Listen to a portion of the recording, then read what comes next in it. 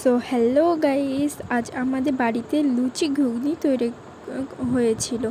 তাও আবার আমি রান্না করেছিলাম। প্রথমে পেঁয়াজ কেটে নিয়েছিলাম ও টমেটো কেটে নিয়েছিলাম, আদা বাটা, রসুন বাটা, পেঁয়াজ বাটা, পরিমাণ মতো জিরে বাটা, সব কিছু পরিমাণ মতো বেটে নিয়েছিলাম ও তেলের উপরে দিয়ে দিয়েছি। এবার ভালো করে মশলাটা কষতে হবে।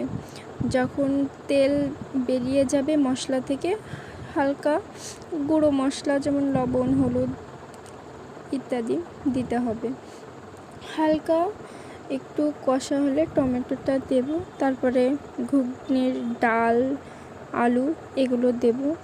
সো আমার মনে হয় গুঁড়ো মশলার থেকে বাটা মশলাতেই তরকারি ভালো স্বাদ হয়, বা আমার মনে হয় এটা, তাই আমি বললাম। সো আমার দাদিমা এখানে লুচি বেলছে আর আমি এদিকে তরকারি রান্না করছি। তরকারিতে পরিমাণ মতো ঝোল দিলাম। আমাদের বাড়িতে বেশি লোক নাই, অল্প লোক, আমরা এতেই আমাদের হয়ে যাবে। সো ব্লগটা আজকে এখানে শেষ।